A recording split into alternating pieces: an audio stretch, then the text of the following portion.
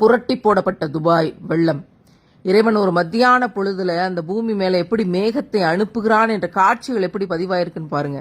மத்தியானம் 2:30 மணி, எப்படி இருட்டாகி இருக்கு, எப்படி அந்த காலநிலை மாறி போய் கிடக்கு, அங்க இருக்கக்கூடிய நிலைமை என்ன, மத்தியான பொழுது கடுமையான சுட்டு இருக்கக்கூடிய வெயிலினுடைய தன்மை இருக்கக்கூடிய ஒரு பாலைவன நிலத்தை இறைவன் இப்படி புரட்டி போட்டான் என்றால் இது மிகப்பெரிய அத்தாட்சி.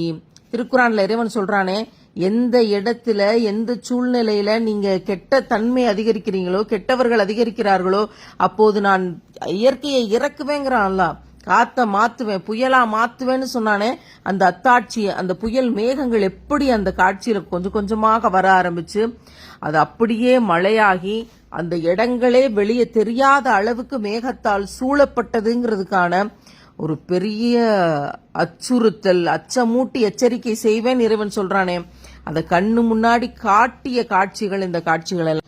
சிந்திப்போருக்கு அத்தாட்சி இருக்கிறது, வானத்தை பாருங்கள், நான் படைத்திருப்பவற்றை பாருங்கள் என்று சொன்னானே, நான் தவணை கொடுத்து விட்டு வைத்திருக்கிறேன் என்று இறைவன் சொன்னானே, அப்படி விட்டு வைத்திருக்கிற இடங்கள் தான் இந்த இடங்கள் என்பதற்கான அத்தாட்சி. அந்த காட்சிகளை பாருங்கள். கோர தாண்டவம்னு சொல்லுவோமே, இறைவன் எப்படி அனுப்பி இருக்கிறான்னு பாருங்க. எந்த ஒரு சமரசமுமே செய்து கொள்ளாத அழிவு அப்படிங்கிறது கண்ணு முன்னாடி நடந்துச்சு. தென்றலாக மென்மையாக இருந்த காற்றை எப்படி சூறாவளியாக சுழற்றினான். பிளைட் இறங்க முடியல, மக்களால் இயல்பு நிலைக்கு திரும்ப முடியல.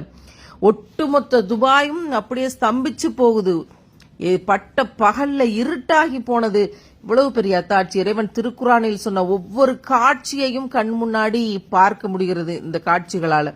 இவற்றையெல்லாம் பார்க்கும்போது நமக்கு தெரியணும், நம்ம ஆணவம் ஒண்ணுமில்ல, நம்முடைய பணம் ஒண்ணுமில்ல, நான் யார் தெரியுமில்லைங்கிறது ஒண்ணுமில்ல, நான் உன்னை அழிப்பேன்னு நினைக்கிற உணர்வு ஒண்ணுமில்ல, நீதமாக நடக்காவிட்டால் இந்த வாழ்க்கை ஒன்றுமே இல்லை என்பதை இந்த சுழன்று அடிக்கிற சூறாவளி காட்சி நமக்கு சொல்லித் தரலையா?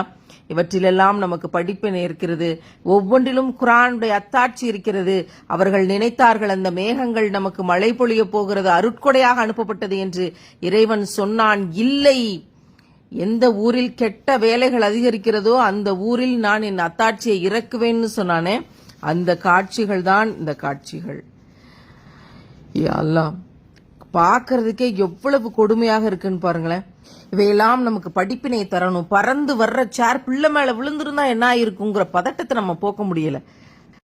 அழகிய ஒட்டகங்களுடைய நிலைமை என்ன காட்சிகள். இந்த பாலைவனல அடுக்கடுக்கான மணல்ல ஒட்டகங்கள் நடந்து போறத எவ்வளவு ஒரு அழகான காட்சியாக பார்த்திருப்போம்.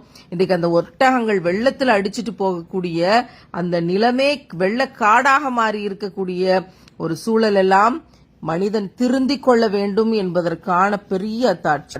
உலகின் மானுடச் சமூகமே, இறைவன் அனுப்பிய இந்த புயலையும் மேகத்தையும் கொண்டு படிப்பினைகள் பெற்றுக்கொள். வாழ்க்கையை அழகானதாக நேர்மையின் பாதையில் மாற்றிச்